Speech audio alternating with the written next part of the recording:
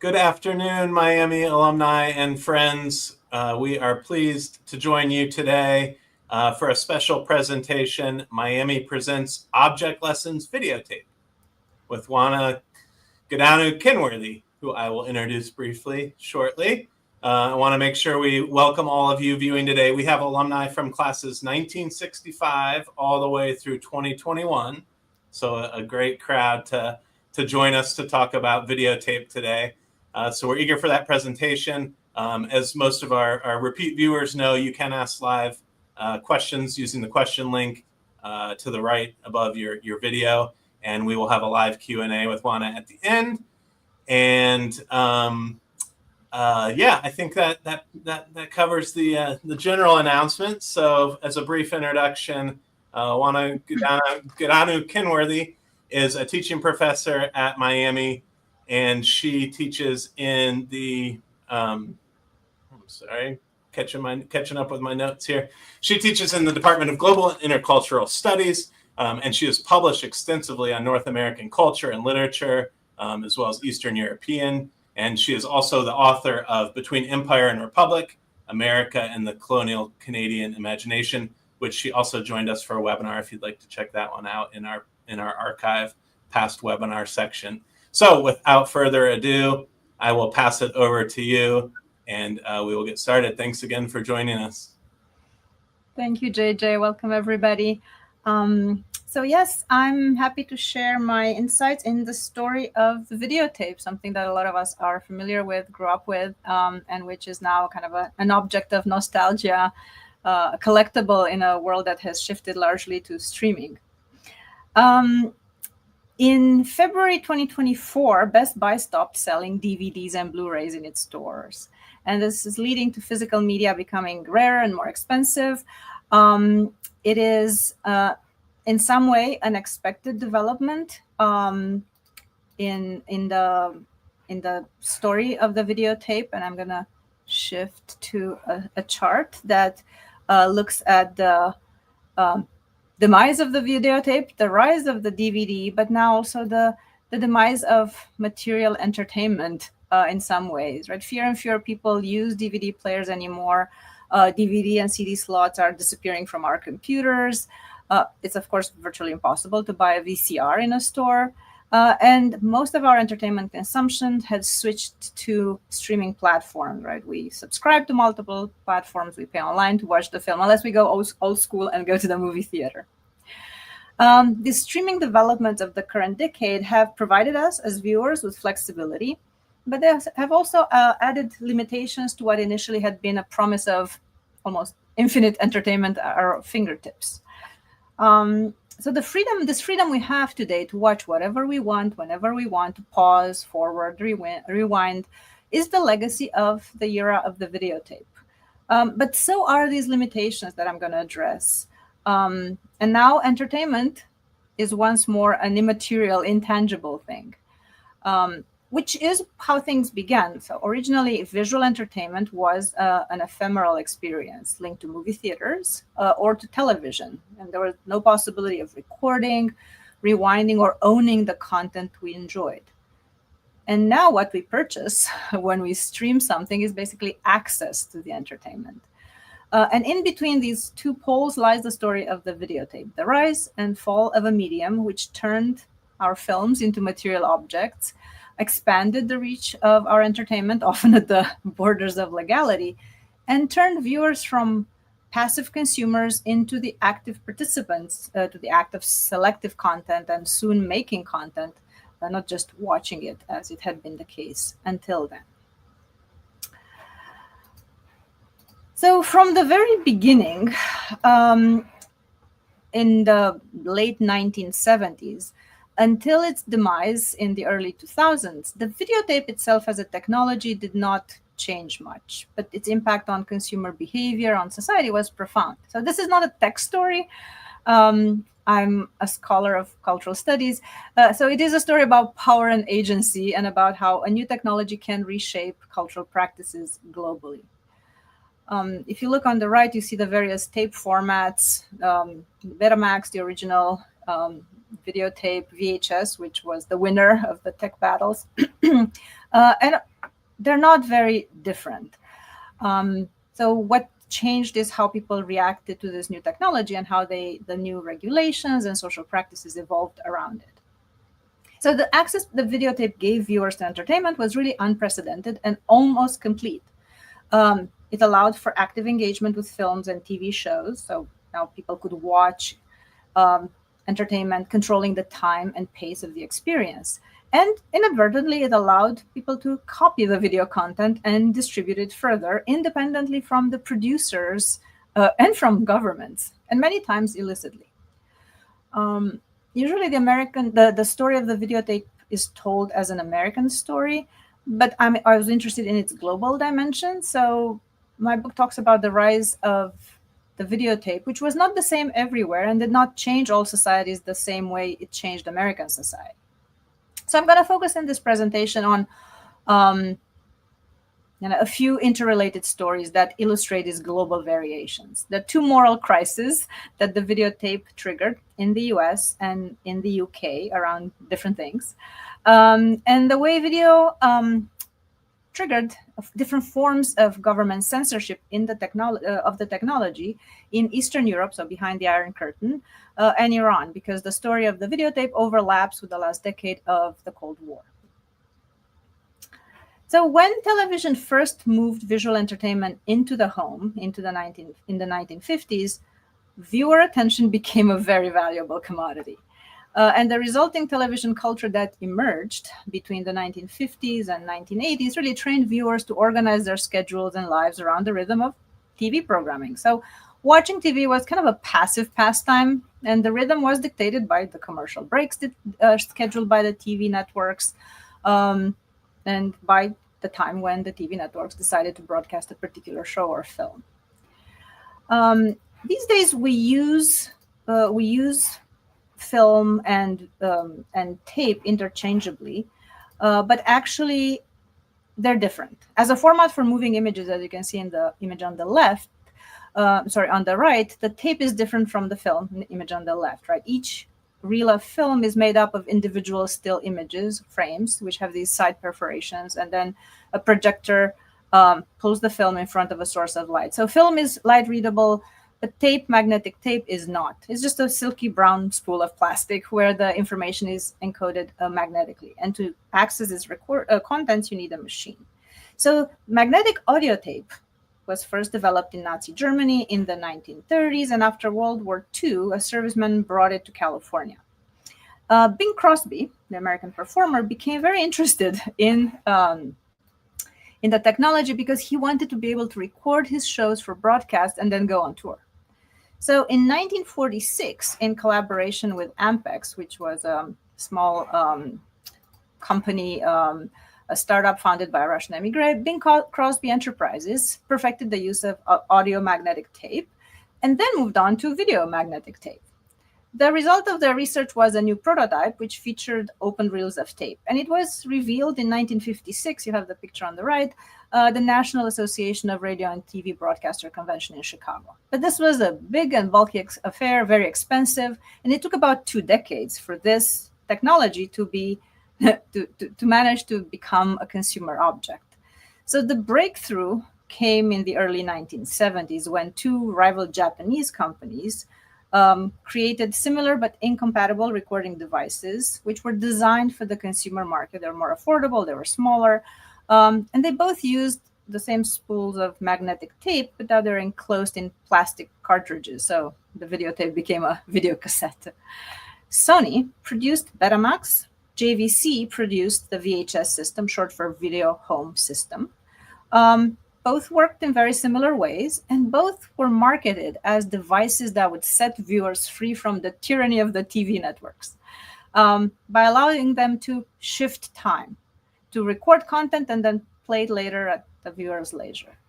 For a while, the 2 systems coexisted, but by the start of the 1980s, VHS had conquered the market, and soon the term became synonymous to videotape. I have here some early commercials where Sony Betamax advertised its products. So as you can see in the image on the left, right, the emphasis is on time shifting as the main skill, the main advantage of the new technology. You can watch whatever you want, whatever you want.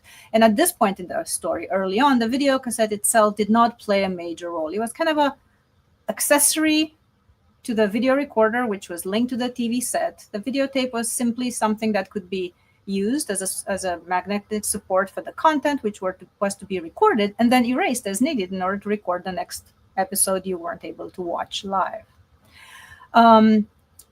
So, of course, this ability to record content could be legally problematic. The industry took Sony to court, but the ability to record content was deemed legal by the Supreme Court after a lengthy legal battle.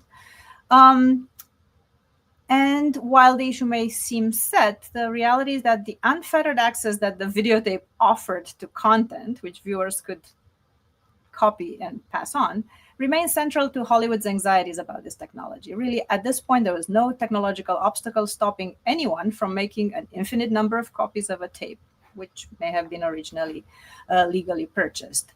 And the image on the right already reflects the shift to the videotape becoming a desirable commodity in itself, where people could record and watch the content they wanted. So the shift is, there's a shift away from the link with the TV channels, and then now it's strictly a matter of the enhanced choice, which the videotape itself could offer viewers. And at first, there was hardly any legal pre-recorded content available for sale or for rent, with the notable exception of porn, which was a very early adopter of the medium.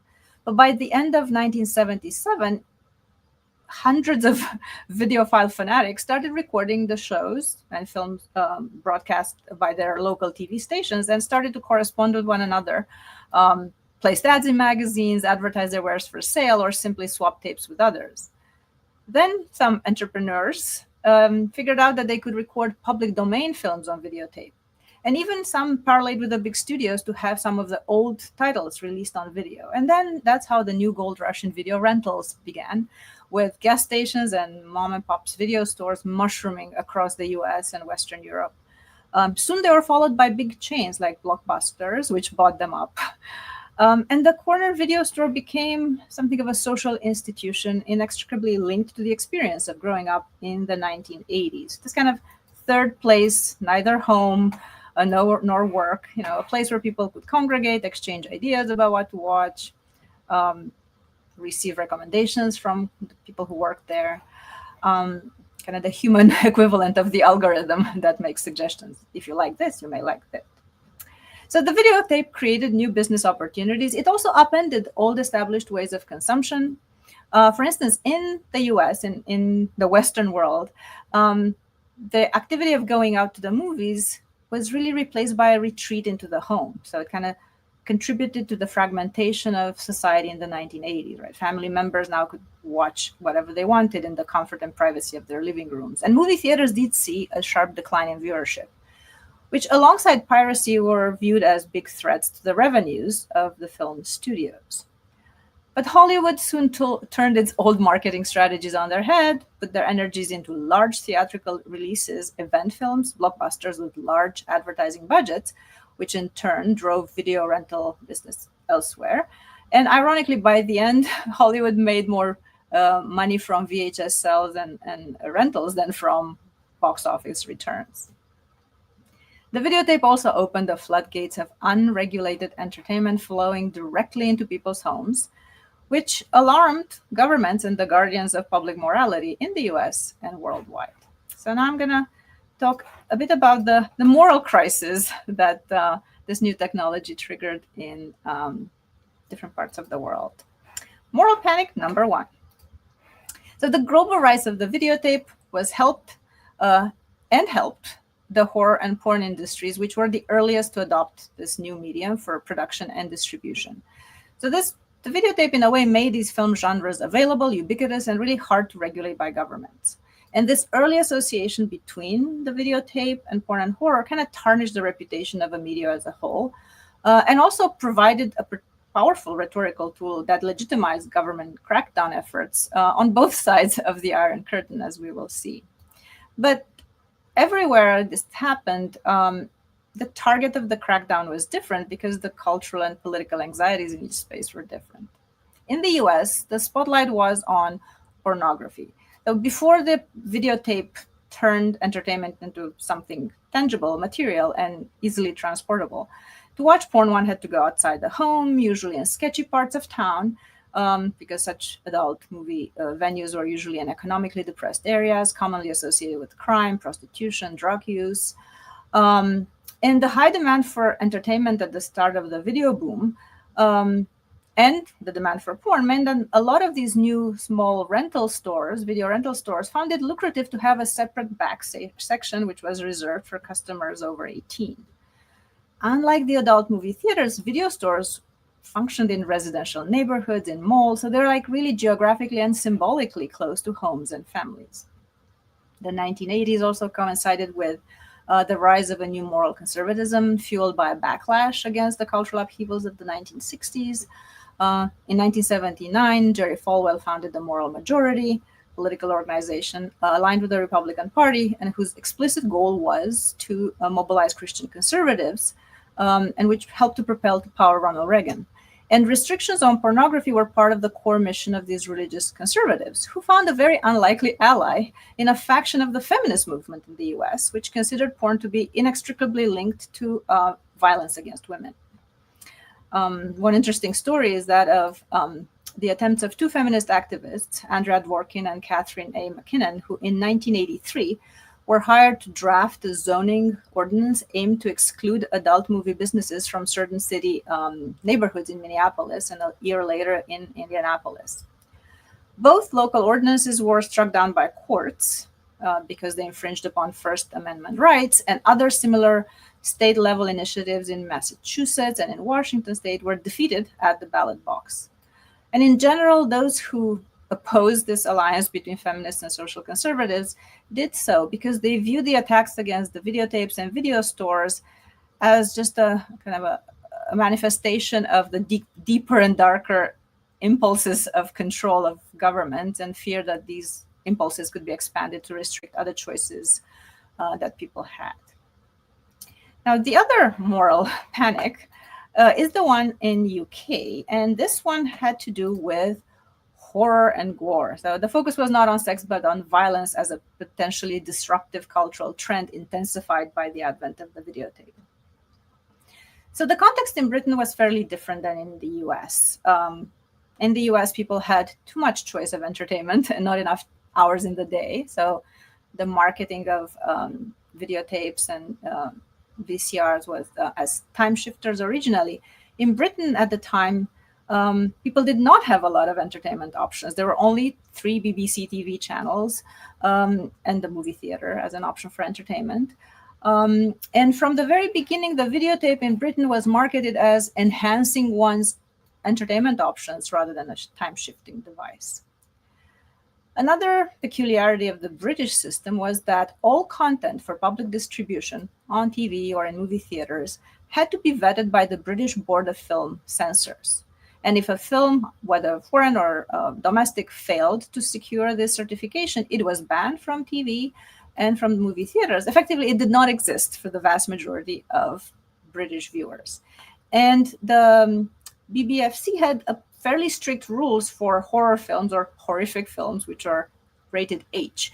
And they were not allowed on TV, were restricted by age when shown in movie theaters. The videotape benefited from a huge legal loophole because this existing system allowed the films that were released on video to be sold or rented without certification from the British Board of Film Censors. And most of the films British distributors used to build their video-only portfolios were produced outside Britain. Remember, there was not enough domestic content to meet the demand for entertainment in Britain. So video distributors, in their search for content, turned to outside markets. They bought content from other English-speaking countries, and they bought porn and horror movies made directly for the video market. All these tapes entered the country legally, but they bypassed the centralized certification system by the BBFC, and video shops now had no obligation to check if the films were suitable for their younger customers. So in practice, this meant that British kids were technically able to access uncut versions of hard-hitting horror movies as long as the videotape found their way in their neighborhood rental store. These are some of the covers, the very graphic covers of the horror stores, horror movies that proliferated on British screens in the late 70s, early 80s. Many of these horror films hailed from German, American, Italian, or Israeli cinema and represented different levels of skill, ambition, and resources. Some, like the Italian horror zombie series, included films by different directors. Like the titles were very suggestive: the Dawn of the Dead, the Zombie Flesh Eaters, Cannibal Holocaust. All of these films boasted gore galore. They were complete with cannibalism, very colorful, titillating covers, and they grossed millions in global sales. They were very appealing because of their over-the-top visuals and plots. The campaign that followed is known as the Video Nasties campaign. And here I have a picture of British conservative activist Mary Whitehouse, who started this campaign. And the term video nasties was fully adopted by the mainstream British press by 1982, describing this genre of entertainment. So Whitehouse has been a fixture of the British cultural war since the 1960s, and she played a political and cultural role similar to the one that Jerry Falwell played in the US. Her anti-video nasties campaign started in 82 and was really spearheaded by tabloid newspapers like the Daily Mirror, and I have here some images of the types of headlines and coverage of the newspaper, these newspapers, coverage of various incidents of violence that were linked explicitly to the influence of the horror on tape. Overall, this campaign created a national panic over the impact of horror movies on the youth. Margaret Thatcher's government reacted promptly. The Director of Public Prosecutions, DPP, created a list of videos believed to be in breach of the Obscene Publications Act, which was the government entertainment law in Britain. And a new law, the Video Recordings Act, was swiftly approved. And in 1984, it required that all videos released in Britain be certified by the BBFC. Distributors were given only 2 years to submit their entire catalogs for certification. And the new law involved stiff legal consequences, including time in prison, for which reason it remains widely controversial to this day. So in both the US and the UK, as we have seen, the videotape had been marketed as a device that enhanced viewer choices, and it did expand access to content beyond what TV networks decided to broadcast. And as such, it was an active medium, very different from the passivity implied in film or television consumption up to that point. But the same qualities that made the content on videotapes appealing made the technology subversive whenever individual choices clashed with societal norms or with their perceived negative impact on society.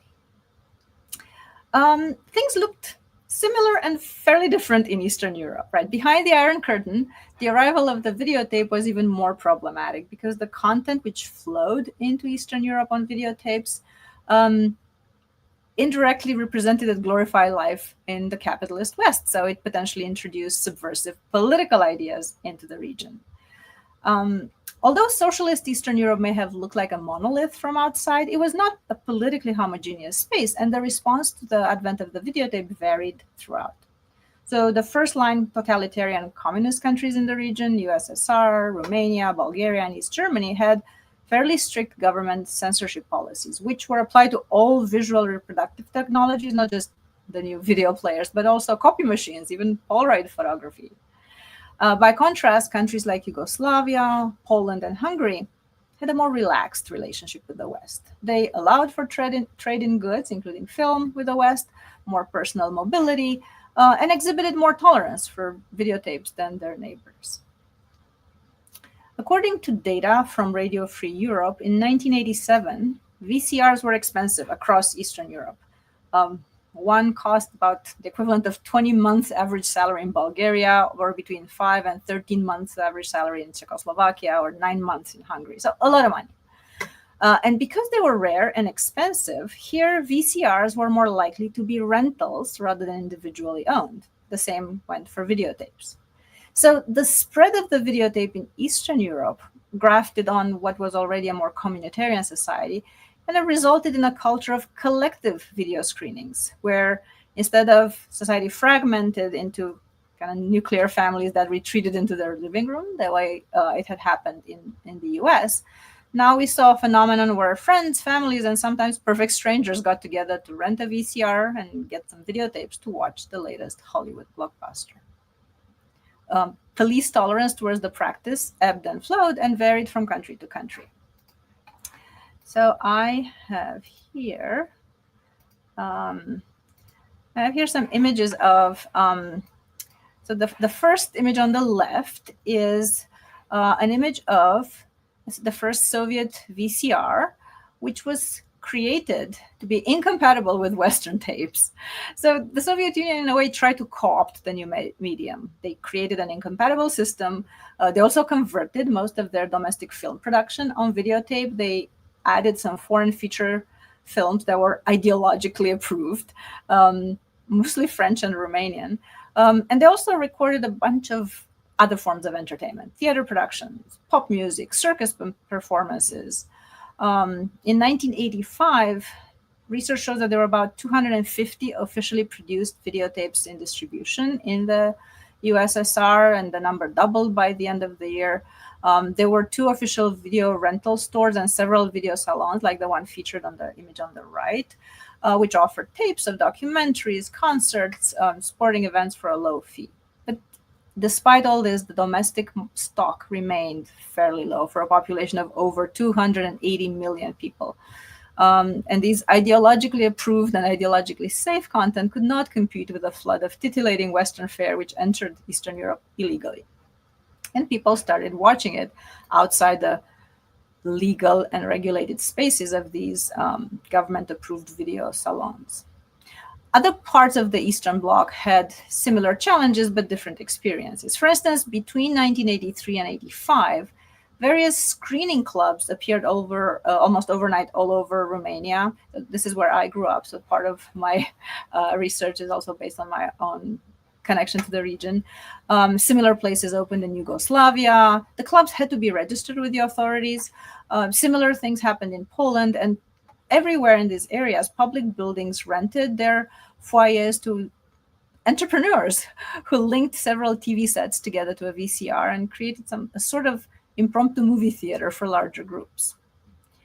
When these types of films and video screenings became too popular and governments tried to control the content, the collective practice continued. It simply moved into apartment buildings. So now you're looking at private video parties where neighbors would get together to watch films all night long, sometimes paying a small fee to the host, other times simply splitting the cost of renting the VCR and the tapes.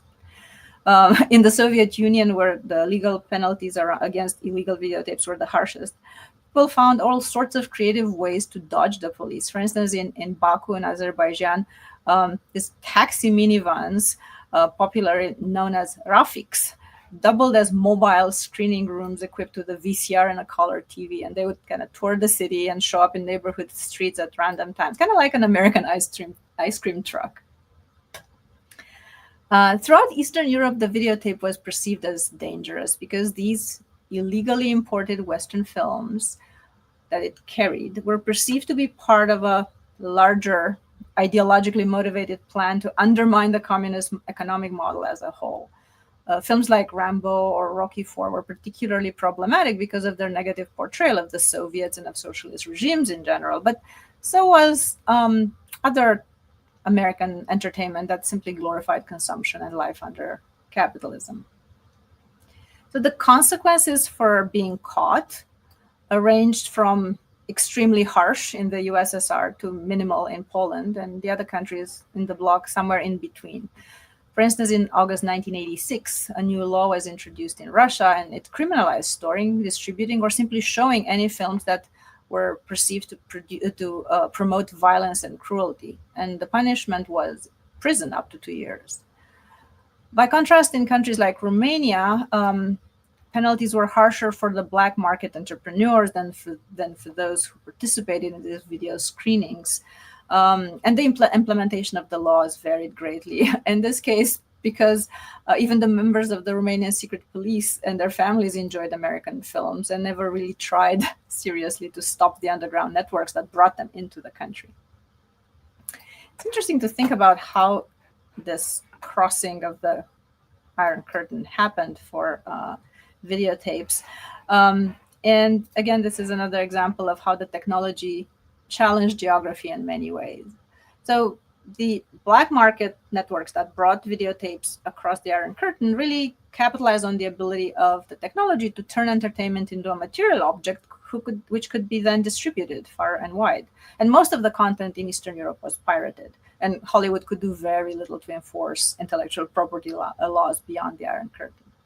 A large part of the films came from within the USSR via Estonia, which could receive Finnish television from TV towers or physically located across the border, and therefore had indirect access to Western content, because Finland managed to delicate act of keeping a fairly neutral position in the Cold War and was more open to Western content. In southern Romania, where I grew up, it was really easy to get Yugoslav television from across the Danube if you lived in close enough, using just a regular antenna like the one in the picture, on top of a block of flats. And my family owned no VCR recorders, but we could watch Miami Vice or American TV shows just wiggling the antenna. And people who did own VCRs could tape these shows and then pass them on. East Germans had even easier access to Western fare from German television, which was one antenna wiggle away, and came with no need for dubbing. So many of the films that traveled deep into Eastern Europe started on the margins in this way, where technology allowed the recording and then transportation of the content inland. Different political regimes engendered different underground business models. And now I move on to my last story, and that is Iran. So in 1983, as video was taking over global markets across the Iron Curtain, Iran issued a ban on the personal use of all VCRs and blank videotapes, and a ban that would last for over a decade. This legal move came after the the Islamic Revolution and on the background of a decade of turmoil, and it was only indirectly engaged with the larger battles of the Cold War.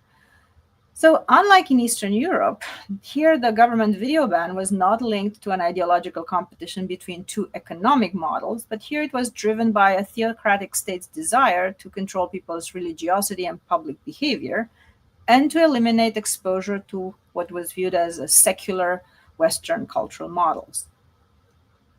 Briefly after the Iranian Revolution, videotapes were still legal in Iran for anybody with enough money to open a store or invest in a rental library. And the country had about 2,000 legal clubs, video clubs, which served the very global and eclectic Iranian video market.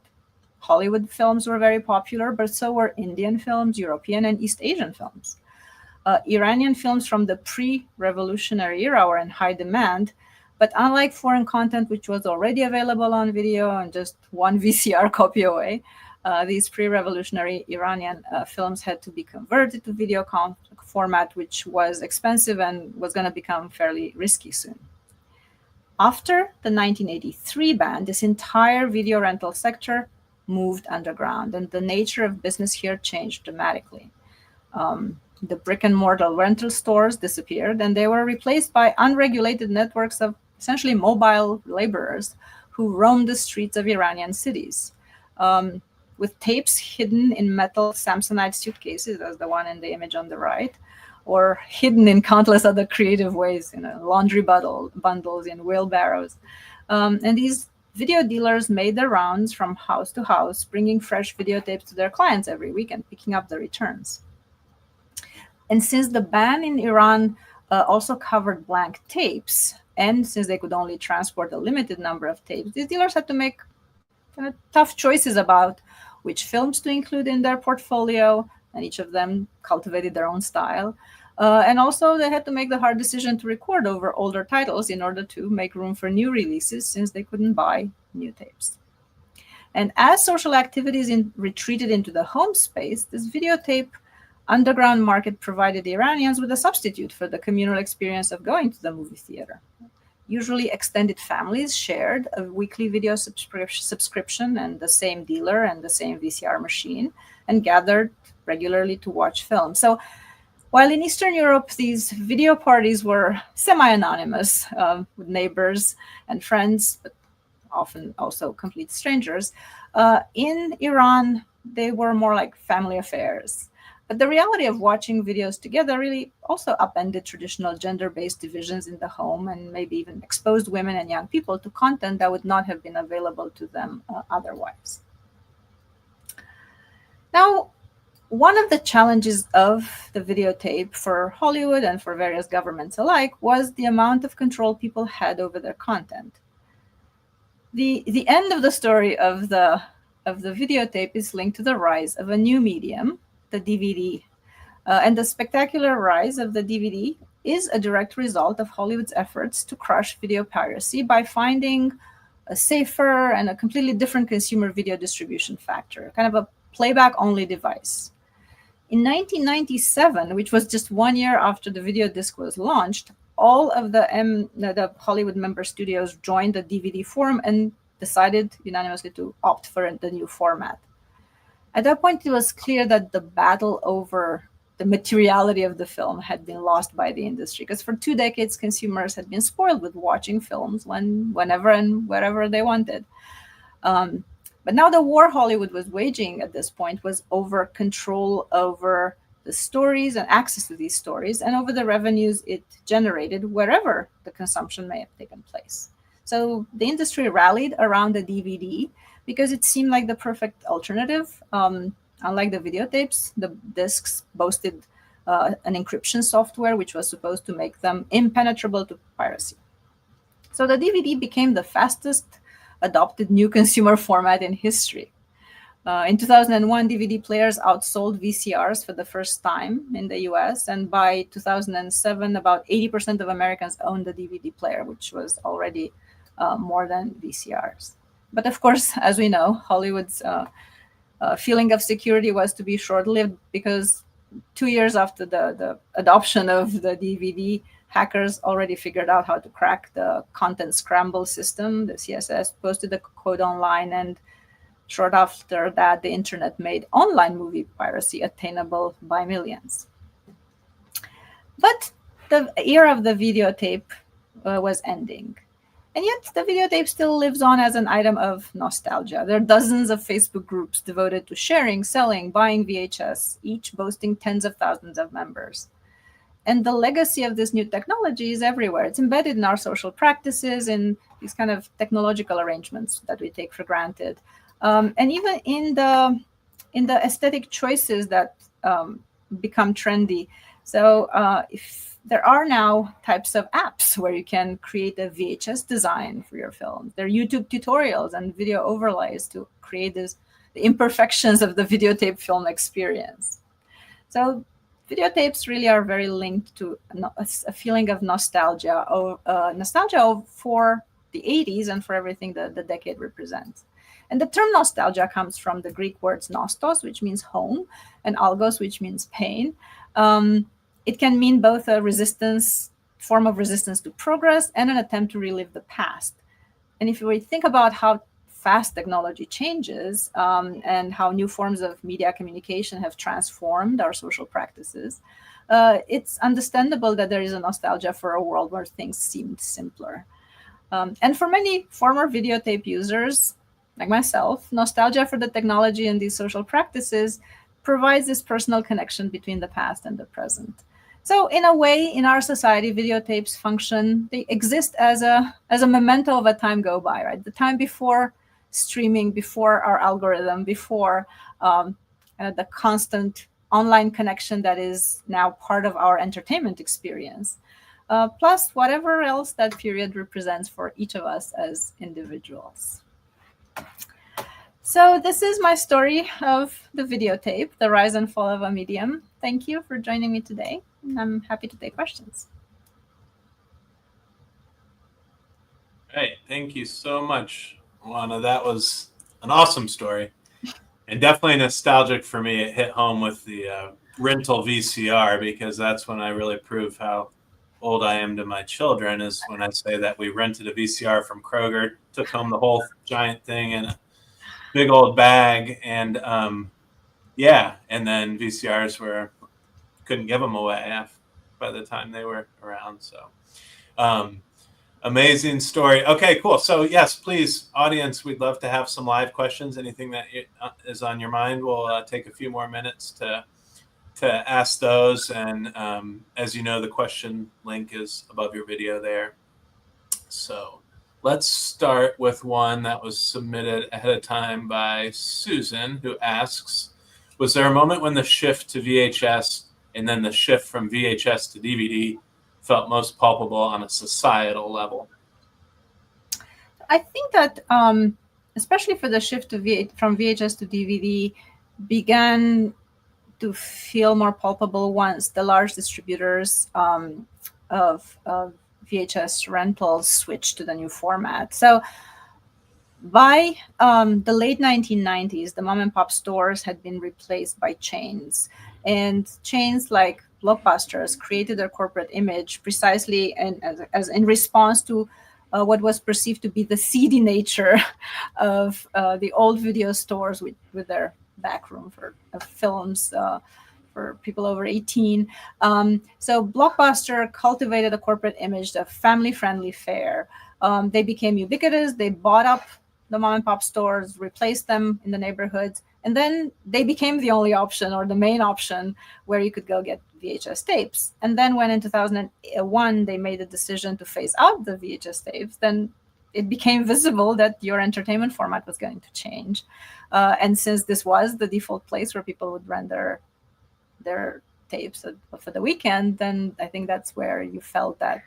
In other parts of the world, I think things differed. So, for instance, in Eastern Europe, at the end of when the Iron Curtain collapsed and the first legal video stores emerged, and then cable TV came to the region, so it came to Romania, then fewer people turned to video stores, even though they were legal now, because you could watch things at home based on the cable subscription you already had. So all of a sudden there was a different choice.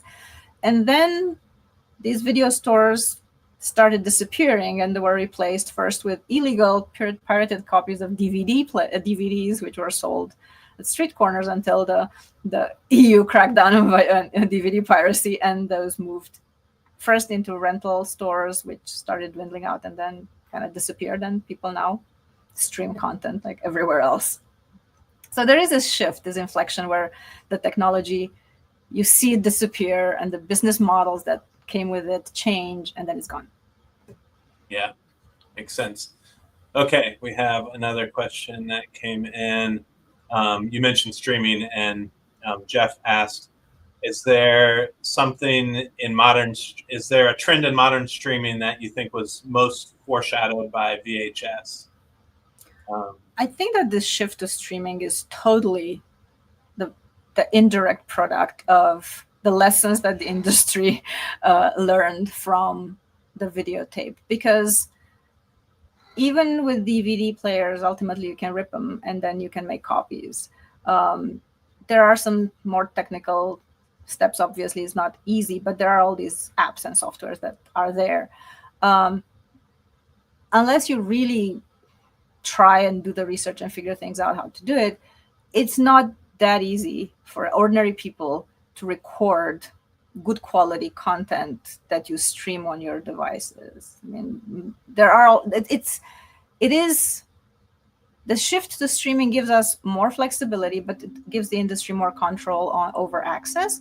It also manages, in a very ironic twist of the story, manages to get us to watch commercials again.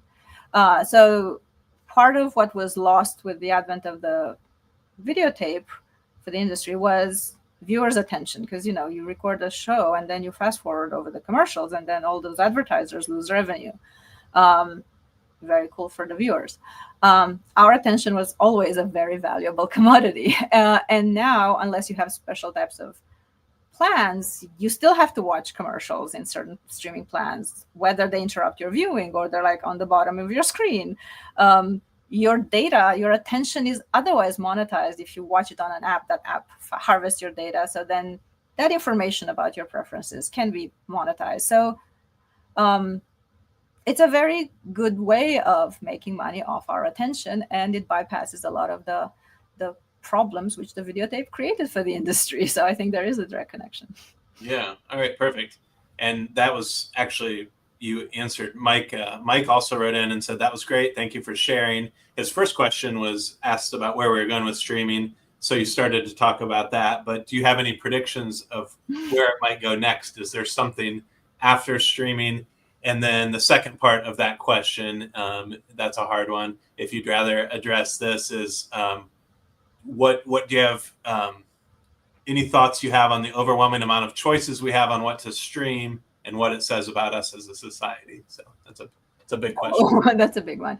So I don't have a crystal ball about where we're going with streaming, but I think that there is a sense to which people are more aware of the way streaming is connected to data about our preferences, and that's part of the larger conversation over privacy. And this conversation may take us in different ways, in different directions, which I'm not sure I can anticipate.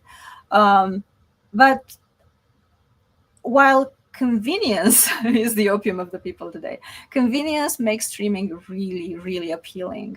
There's also the reality that if you do not have an access to your internet connection, if your internet connection dies, then that streaming plan is useless. And streaming cannot provide you with entertainment. So I don't think that physical media is going to disappear. And I think that probably there will be more conversations about the trade-offs between the convenience of watching things on our devices, the fact that the streaming platforms keep buying each other up and kind of jacking up prices may also create a pushback against this distribution model. I don't know. In terms of the multiple choices of everything that seems to be like the endless choice, I think that it is in many ways a false choice, because if you have, as I tell my students, if you have 10 different versions of SVU, Law and Order SVU, then are they fundamentally different as a viewing experience? The plot lines may be slightly different, but the format is the same. The kind of architecture of the shows are the same. I think we like to be distracted, and the entertainment industry is flooding us with content, but whether the quality of this content is really good and will continue to get our attention remains to be seen, especially now in the age of AI, when we're going to have AI actors and screenplayers. How are these algorithms going to sustain the type of creativity that would hook our attention, which, as we saw, is a very valuable currency? So I think people want to be distracted, but I'm not sure that the amount of choice we have is necessarily good quality and may sustain this the expectation of our being riveted to our screens all the time. Yeah. Okay. We have another question from Jeff, and he says, how did you become interested in this subject? And are you planning on continuing to study the impact of importance of videotapes and DVDs in other cultures? For example, DVDs in China during the 1990s might be a good subject. Yes. So my book and my research did not take me beyond these regions. And I'm aware that, like, as I was doing research, I realized there are like all these pool of interesting data and stories that can be told about, for instance, VHS and the way it functioned in India, for instance. Kind of Bollywood was a big hub for entertainment, and just focusing on Hollywood or Western entertainment hubs kind of is very Eurocentric, North American centric. So yes, there are many other stories that I could explore, and that's probably it's a good idea to look at. And China is a fascinating space that I haven't looked at. So yeah, thank you for the suggestion. Yeah, well, and back to how you first got interested, you mentioned having VHS being a part of your childhood. Was that kind of part of it, or what led you here? And yeah, I mean, I grew up with videos and videotapes, and they were kind of illegal and dangerous and rare in my life, but they were there. So my experience with watching American content started on these videotapes. But then as when I moved to the US, I realized that not everybody's experience was the same. And even within Eastern Europe, not everybody's experience was the same. So I got curious, like, how is this global story different? So yeah, I like to picture the back alley VHS deals going down. Yeah, and one of the pictures in my slideshow is of a kind of a recreation of a Romanian public screening from a documentary, Chuck Norris versus Communism, which came up about 10 years ago. This kind of communal experiences where you just rent a bunch of tapes and go on Saturday night and just spend the entire night watching back to back movie. By the morning, you had no idea what you had watched. But that was part of the deal. Did not sleep, watch 5 movies. That sounds great. All right, we have one more question and then we'll wrap it up. Oana, thank you again for your time. This one's from Mark. Says, this feels like a great study, a field of study, popular culture. Do you have any thoughts related to minors or academic classes related to pop culture, entertainment, or where our attention goes? And maybe there are already courses in GIC or anything at Miami or that could be in the future. Well, there's a whole department of media and journalism and film at Miami. There's a lot of courses on film and entertainment in the MJF department. I'm teaching a course on media and globalization next semester. So there are a lot of choices in the MJF department in the communication. There are under film, under communication. So for students who look them up, and under journalism. And there's always a wide selection of classes to choose from. So there's a major, there's a minor, depending on the student's interest. There's a lot to work with. Perfect. Yeah, absolutely. All right. Well, I think that is a great place to wrap up. I'm going to put up your code again. Remember, there's 20% off on the book if you follow that link and use that promotion. So we'll keep that up here for a second. And thanks again to all our viewers. We appreciate your attention this afternoon and joining us again for a webinar. We have a few more the rest of this year, and then we'll have a full schedule back in the spring of webinars for alumni, and we hope you continue to watch those. If you want to catch up with any past ones, we have our full archive of past videos also at alumlc.org/MiamiOH. And with that, I will say thank you one more time to Oana Godeanu-Kenworthy. And any last words? Thank you. Watch physical entertainment. Buy DVDs. Yeah, Bye, everybody. Right. Thank you so much. Bye, everyone, and love and honor.